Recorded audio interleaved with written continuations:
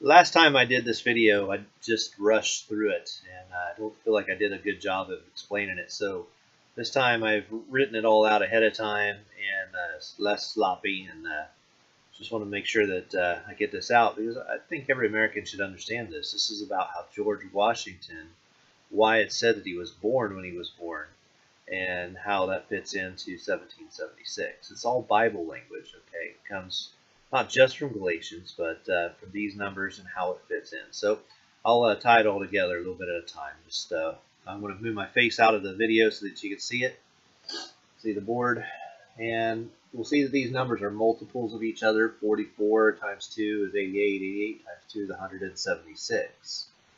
Well, if we open up the gematrinator.com calculator and we type in the word appointed, it will sum to 44 in the reverse full reduction cipher, like forever in full reduction cipher. Okay. I also noticed here recently when I was watching another YouTube video about the Sanhedrin in Israel, which they do have a tabernacle close underneath the Welling Wall. I think it's somewhere near there.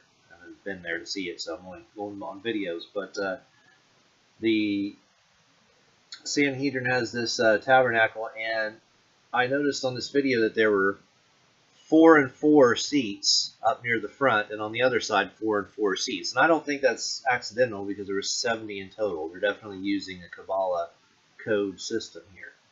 And so that probably has something to do with time and with appointed and so forth. Now, 44 and 88 together will say appointed time. And this is why, okay?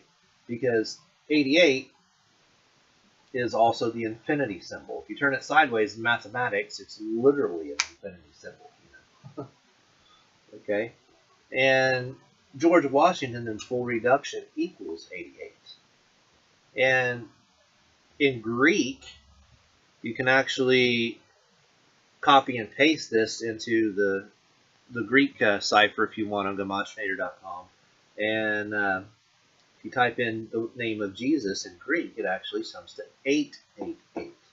Just like George Washington sums to 88 in the full reduction cipher. Now, you might even remember how that on Back to the Future, you had to go 88 miles per hour to go back in time because 88 is a time symbol. So when you put 44 and 88 together, you have appointed time, and they're multiples of each other.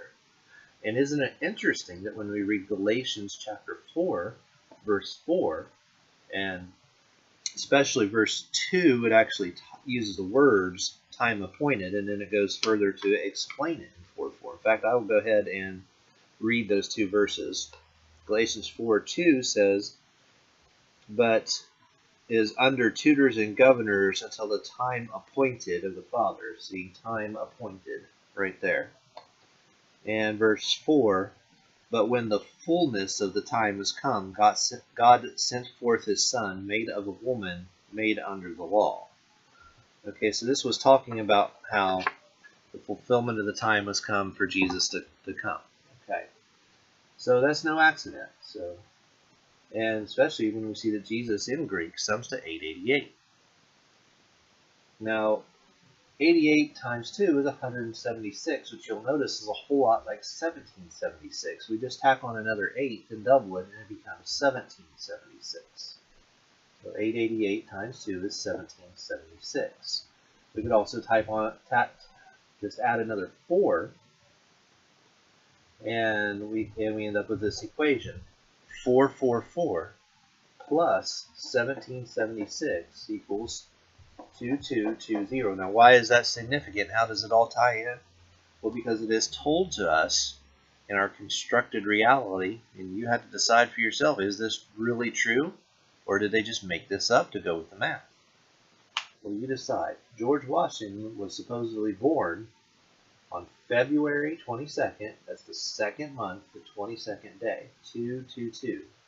And 44 years later, obviously he couldn't live to be 444, so 44 years later was 1776, his appointed time, you see.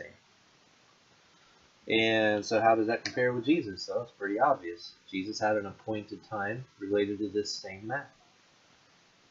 So George Washington is, by comparison, being compared by the Masons who started this country as Jesus Christ for our country. That was his appointed time.